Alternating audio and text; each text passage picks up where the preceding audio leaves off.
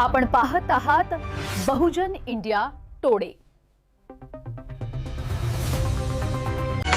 बहुजन India news today मध्ये आपलं स्वागत आहे। आता जाणून घेऊया ताज्या घडामोडी। विदर्भात धम्म कार्याला नवी गती। शरद चौपगार यांचे उल्लेखनीय धम्मदान। 52 बुद्ध विहारांना मदत। आपण पाहत आहोत बहुजन इंडिया न्यूज टुडे। चला तर पाहूयात आजच्या ताज्या घडामोडी। विदर्भात बौद्ध धम्म कार्याला नवी दिशा देणारे धम्मदान दाते म्हणून सीए शरद चौपगार हे अनाथ पिंडक म्हणून सर्वत्र परिचित झाले आहेत। निस्वार्थ भावनेने समाज कार्य करत त्यांनी विदर्भातील किमान 52 बुद्ध विहारांना स्वतःच्या कमाईतून धम्मदान देऊन त्यांच्या उभारणीस मोठा हातभार लावला आहे। चौपगार यांनी केवळ आर्थिक सहाय्य न करता ज्ञान प्रसारालाही चालना दिली आहे। विविध ठिकाणी ई लायब्ररी उभारून त्यांनी समाजात बौद्धिक जागृती निर्माण करण्याचे कार्य सध्या हाती घेतलेले दिसते आहे। नागपूर, चंद्रपूर, गोंदिया, भंडारा, गडचिरोली या जिल्ह्यामध्ये त्यांचे धम्मकार्य वेगाने वाढत आहे। अमरावती जिल्ह्यातील अंजनगाव तालुक्यातील बुद्धवन येथे 50,000 रुपये भरीव धम्मदान दिले। तसेच अचलपूर तालुक्यातील विश्व शांती बौद्ध विहार बुद्धराज भूमी काकडा येथे 50,000चे धम्मदान देऊन विहाराच्या विकासाला गती दिली आहे। तसेच समता सेवी दलाच्या कार्यासाठी अमरावती जिल्हा संघटक सिद्धार्थ सावळे यांना 10,000ची भरीव मदत यावेळी त्यांनी दिली आहे। या कार्याबद्दल सौर पगार यांचा सत्कार विश्व शांती बुद्ध विहार समितीचे अध्यक्ष सुनील सदाशिव तसेच सचिव भूमी दानदाते राजू बोंडे गुरुजी यांनी केला आहे। आपल्या मनोगतात शरद चौपगार यांनी भविष्यातही धम्मकार्य अधिक व्यापक पातळीवर सुरू ठेवण्याचा संकल्प केला आहे।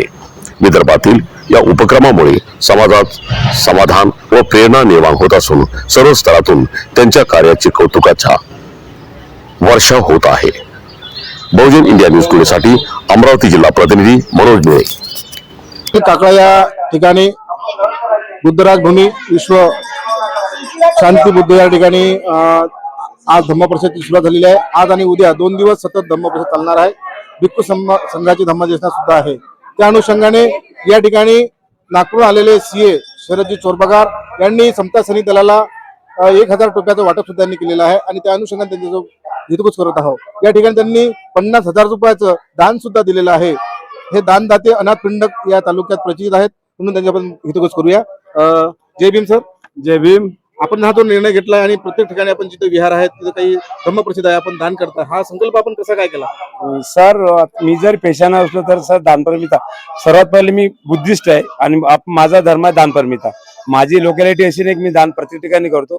मला असं वाटतं की आपल्या समाजाचं भलं व्हावं आणि आपल्यासारखे प्रचलित किंवा सुशिक्षित लोक समोरून अगर धम्मदान करून आपल्या समाजाचं भलं होत असेल आणि आपल्या धर्माचा प्रचार होत असेल तर आपण कोणत्या प्रकारे मागं न आपल्या श्रद्धेच्या हाताने धम्मदान करावं।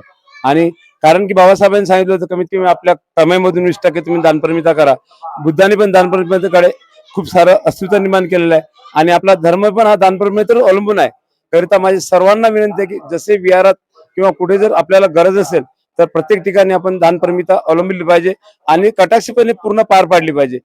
माझं सर्व बौद्ध बांधवांना नाही ओबीसी बांधवांना मी साधत वाहतो कारण की ज्या ठिकाणी मी आज उभा आहे ते पण जागा राजू भाऊ बोंडे यांनी दिलेली दानपरमितीची खूप मोठी एक परिभाषा आहे। ओबीसी समाजात जर हा माणूस करोड रुपयाचं दान जर आपल्याला करू शकतो तर आपण ज्या गटातून किंवा ज्या समाजातून निर्मित केलेली आहे त्या समाजात आपण काहीतरी समाजासाठी योगदान करावं आणि दानपरमिता पार पाडावी अशी मी सर्वांना अपेक्षा करतो। आणि दानपरमिता केली म्हणजे समाज भरवेल कारण की आपल्या समाजात आता लोक खुद म्हणतात मी गरीब आहे।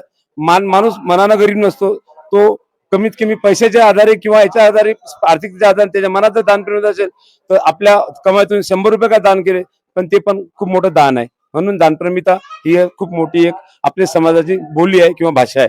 करिता सर्वांना मी विनंती करतो की तुम्ही दानपरमिता करून, कारण की असे बरेच विहार की 50-50 रुपये हप्त्यानुसार त्यांनी विहार बांधणी केलेली आहे। म्हणून म्हणतो सर्वांचे मिळून जर दानपरमिता केली नक्कीच आपले विहार आपला समाज यांचं अस्तित्व दिसेल आणि आपल्याला कोणाकडे न भटकता कोणत्याही मंत्र्याकडे न जाता, बरेच लोक सांगतात मंत्र्याला मूर्ती मागतो तर तुम्ही पण आपलं अस्तित्व निर्माण करा, कोणाला न बांधता स्वतःवर अवलंबून राहा आणि आपल्या गावातूनच दान करून आपण स्वतःची निर्मिती करा अशी मी अपेक्षा बाळगतो। आणि जय भीम नमो बुद्धाय। शरदजी चौपगार यांचं माझं म्हणणं आहे की दुसऱ्याला दान मागण्यापेक्षा आपण दानी बना आणि तेव्हाच बुद्ध हा असं या ठिकाणी होते।